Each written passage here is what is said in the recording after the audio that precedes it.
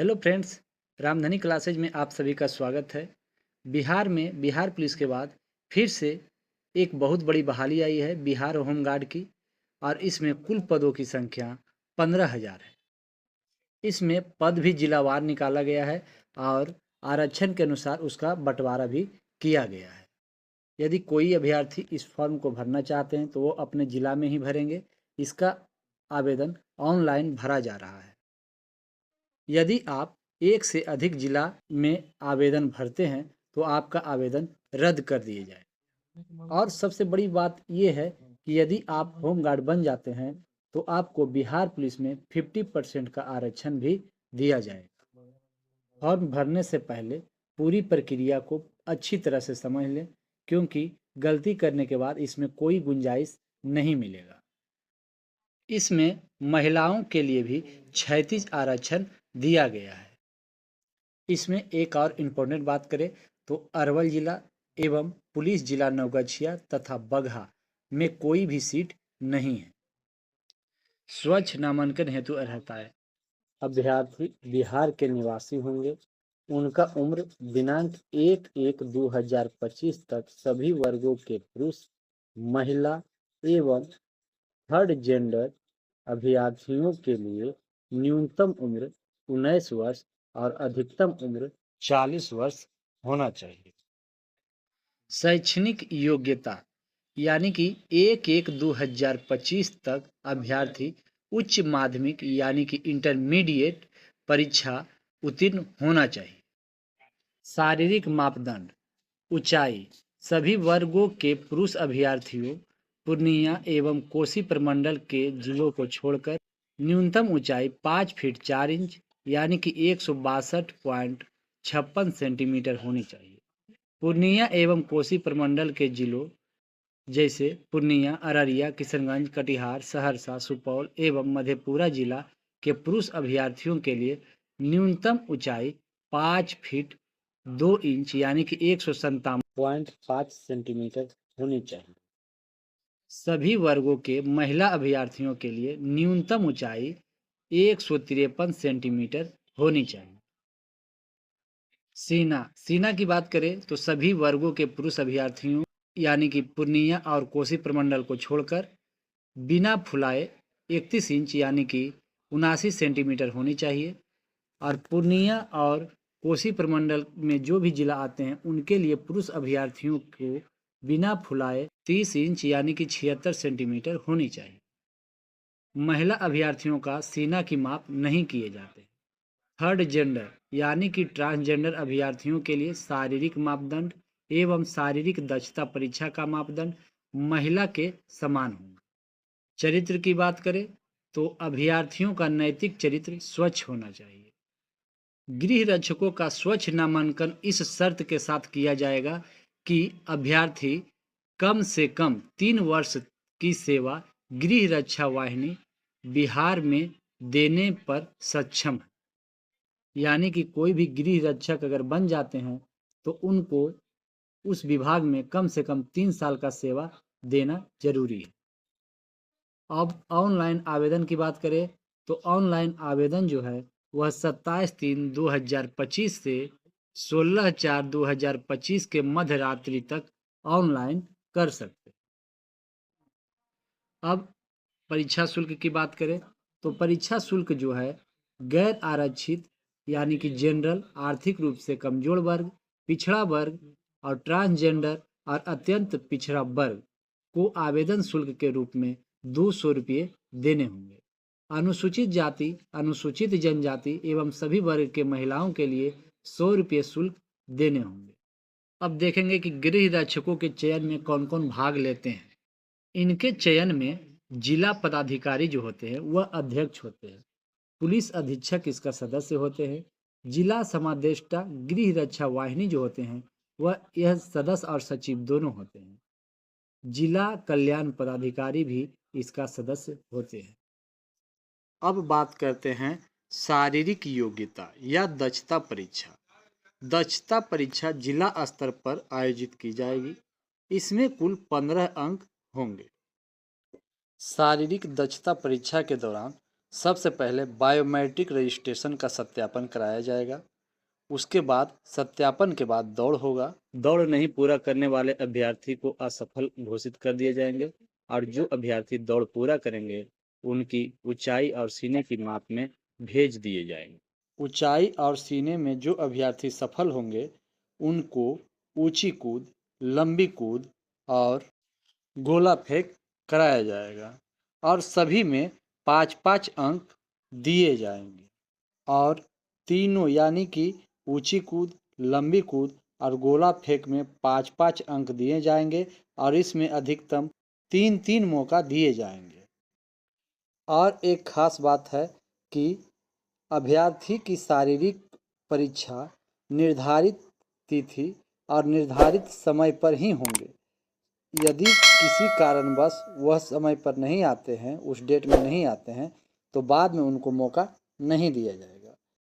महिला अभ्यर्थियों में गर्भवती अभ्यर्थियों की बात करते हैं तो गर्भवती महिलाओं के लिए अलग से कोई डेट निर्धारित नहीं किया जाएगा। जिस डेट में उनका शारीरिक दक्षता परीक्षा होगी उसी डेट में उनको देना होगा। शारीरिक दक्षता परीक्षा में पुरुष एवं महिला को सबसे पहले दौड़ कराई जाएगी। तो दौड़ जो होगा वह पुरुषों के लिए 1 मील की दौड़ होगी यानी कि 1600 मीटर की दौड़ होगी और इसमें 6 मिनट का समय दिया जाएगा। यदि 6 मिनट से अधिक समय कोई भी अभ्यर्थी लगाते हैं तो वह असफल घोषित कर दिए जाएंगे। और महिला अभ्यर्थियों की बात करते हैं तो महिला अभ्यर्थियों को 800 मीटर की दौड़ 5 मिनट में पूरी करनी होती है।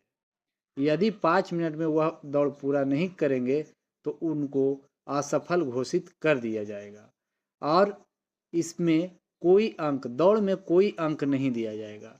जो अंक मिलेंगे वह ऊंची कूद, लंबी कूद और गोला फेंक में मिलेंगे।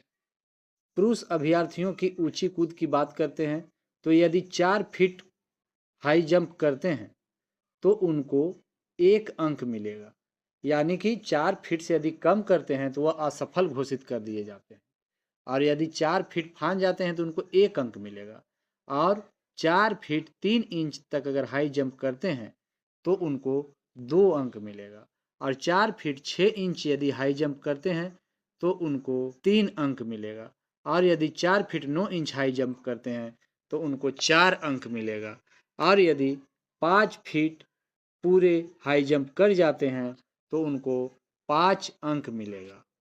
अब महिला अभ्यर्थियों की ऊंची कूद की बात करते हैं तो महिला अभ्यर्थियों को कम से कम 3 फीट हाई जंप करना पड़ेगा। यदि 3 फीट हाई जंप नहीं करते हैं तो वह असफल घोषित कर दिए जाएंगे और यदि 3 फीट हाई जंप करते हैं तो उन्हें 1 अंक दिया जाएगा और यदि 3 फीट 3 इंच करते हैं तो उनको 2 अंक दिए जाएंगे। यदि 3 फीट 6 इंच करते हैं तो उनको 3 अंक दिए जाएंगे और यदि 3 फीट 9 इंच करते हैं तो उनको 4 अंक दिए जाएंगे और यदि 4 फीट से अधिक हाई जंप करते हैं तो उनको 5 अंक दिए जाएंगे। पुरुष अभ्यर्थियों के लंबी कूद की बात करें तो कम से कम उन्हें 12 फीट लॉन्ग जंप करना पड़ेगा। यदि 12 फीट लॉन्ग जंप नहीं करते हैं तो वह असफल घोषित कर दिए जाएंगे। यदि 12 फीट से 13 फीट तक लॉन्ग जंप करते हैं तो उन्हें 1 अंक मिलेगा और यदि 13 फीट से 14 फीट तक लॉन्ग जंप करते हैं तो उन्हें 2 अंक मिलेगा।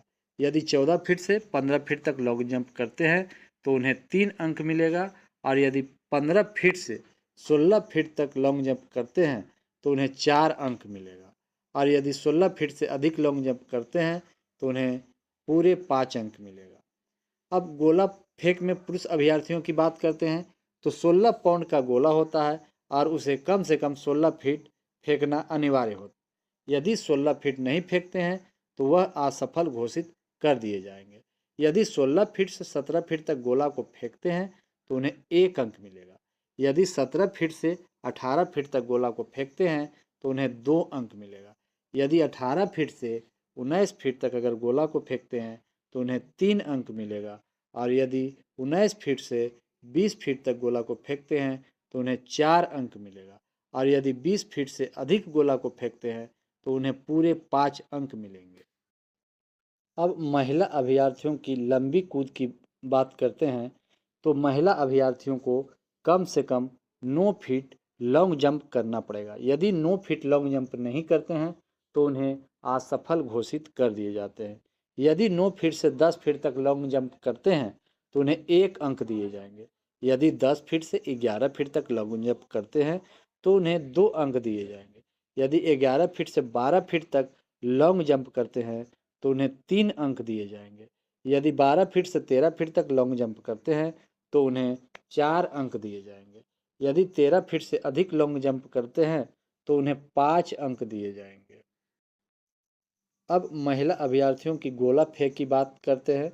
तो महिला अभ्यर्थियों की गोला 12 पाउंड का होता है और इसे कम से कम 10 फीट फेंकना अनिवार्य होता है। यदि 10 फीट इस गोला को वो नहीं फेंक पाते हैं तो वो असफल घोषित कर दिए जाएंगे। और यदि 10 फीट से 11 फीट तक फेंकते हैं तो उन्हें 1 अंक दिए जाएंगे। यदि 11 फीट से 12 फीट तक गोला को फेंकते हैं तो उन्हें 2 अंक दिए जाएंगे। और यदि 12 फीट से 13 फीट तक गोला को फेंकते हैं तो उन्हें 3 अंक दिए जाएंगे।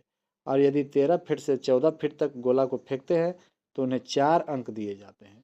और यदि 14 फीट से अधिक गोला को फेंक देते हैं तो उन्हें पूरे 5 अंक दिए जाएंगे। इस तरह से हम लोग देखें कि 5-5 अंक तीनों में दिए जाते हैं। 5 अंक ऊंची कूद में, 5 अंक लंबी कूद में और 5 अंक गोला फेंक में दिए जाते हैं। कुल 15 अंकों का एग्जाम होगा और इसी के आधार पर मेरिट लिस्ट भी तैयार किए जाएंगे। जो अभ्यर्थी शारीरिक दक्षता परीक्षा पास कर जाते हैं उन्हें चिकित्सीय परीक्षण करवाया जाता है। इसमें आँख, कलर ब्लाइंडनेस, श्रवण शक्ति, फ्लैट फुट, नौकनी, हकलाहट इत्यादि को देखा जाता है। अगर मेडिकल में भी असफल घोषित कर दिए जाते हैं तो उनका उम्मीदवारी रद्द कर दी जाएगी। जब कोई भी अभ्यर्थी मेडिकल में भी सफल हो जाते हैं उसके बाद उनका मेगा सूची बनता है, यानी कि मेरिट लिस्ट बनता है। और यह जो मेरिट लिस्ट बनता है ऊंची कूद, लंबी कूद और गोला फेंक के आधार पर ही बनता है। और यह जो मेगा सूची रहेगा इसमें 1.5 गुना अभ्यर्थियों को मेगा सूची में डाला जाएगा, यानी कि जितना सीट रहेगा उसके 1.5 गुना। और यदि शारीरिक दक्षता परीक्षा में 2 अभ्यर्थियों को सामान्य अंक आए तो जिनका उम्र ज़्यादा रहेगा उनको प्राथमिकता दी जाएगी। जो अभ्यर्थी सभी परीक्षाओं में सफल हो जाएंगे और उनका मेगा सूची भी बन जाएगा उसके बाद उनका चरित्र सत्यापन पुलिस के द्वारा करवाया जाएगा कि उनके ऊपर कोई केस है या नहीं। एक बात और यहाँ पे साफ लिखा हुआ है कि अभ्यर्थी उसी जिला में विज्ञापित पद के विरुद्ध अपना ऑनलाइन आवेदन पत्र भरेंगे जिस जिला के वे निवासी हैं।